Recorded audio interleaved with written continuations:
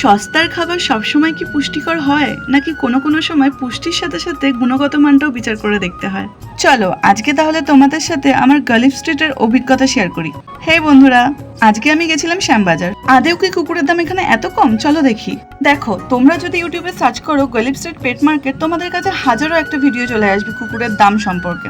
কিন্তু কুকুরের দাম শুনতে আমি গালিফ স্ট্রিট যাইনি। আমি গিয়েছিলাম এটা দেখতে আদেও কি এত কম দামে ভালো কুকুর ওখানে পাওয়া যায়। দেখো, ওখানে কুকুরের দাম সত্যি তুলনামূলক কম। যেমন ধরো, আমার হাতে যে গোল্ডেন রিট্রিভারটা রয়েছে সেটার প্রাইস বলছিল 22,000 টাকা। দাম দর করলে আরো কম হয়ে যাবে, সেখানে কোনো সমস্যা নেই। কিন্তু কুকুরগুলো অ্যাক্টিভ নয়। এবার সেটা গরমের জন্য নাকি অন্য কোনো কারণ আছে সেটা আমি বুঝতে পারলাম না। আর একটা জিনিস হচ্ছে, কুকুরগুলো ফ্রেশ নয়। মানে আমি বলতে চাইছি, কোনো কুকুরের চোখে দাগ, কোনো কুকুরের নাকের কাছে দাগ। মানে ওই যে কথায় আছে না, সস্তার দুরবস্থা, সেরকমই ব্যাপার। এখন আমার হাতে যে লাসাটা রয়েছে সেটার দাম বলছে 10,000 টাকা।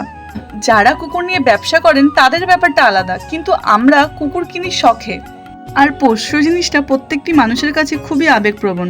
আর আমি তো জীবনে প্রথম কুকুর কিনবো, তাই আমি কোনো লজিক পেলাম না কয়েকটা হাজার টাকা সাশ্রয় করার জন্য এখান থেকে কুকুর কেনার। আর কয়েকটা হাজার টাকা বেশি দিয়ে আমি কোনো পেট শপ থেকেই কুকুরটা কিনবো।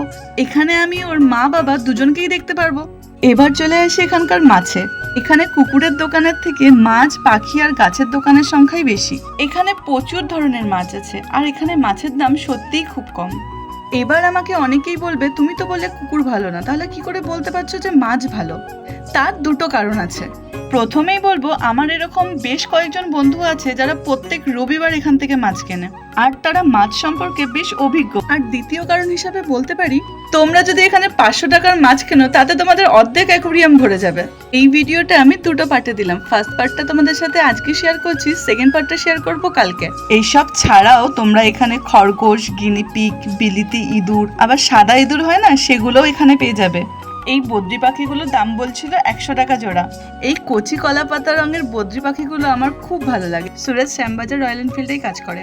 তো সেদিন শ্যামবাজার যাওয়ার আরো বেশ কয়েকটা কারণ ছিল, তাই আমি পাখি গাছ কিছু ক্যারি করতে পারবো না বলে আমি নিইনি। এখানে এই বড় মাছের জারগুলোর দাম ছিল 200 টাকা, নিচের গুলো 180, আর তারপরে 120 আর 100। তারপর দেখে নিলাম কিছু পাখি। পাখিদের নাম জানো তো, আমি সেরকম ভাবে অতটা জানি না, তবে দেখতে বেশ মিষ্টি লাগছিল। খাঁচার মধ্যে এক ঝাঁক বেঁধে বসে আছে, আলাদাই সৌন্দর্য তার।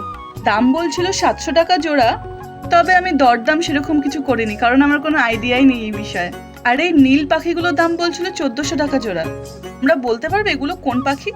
আর দেখো এই পায়রাটাকে, এটা নাকি সিঙ্গাপুরের পায়রা, যার দাম 4,500 টাকা। সেকেন্ড পার্ট নিয়ে আসছি, ততক্ষণের জন্য টাটা।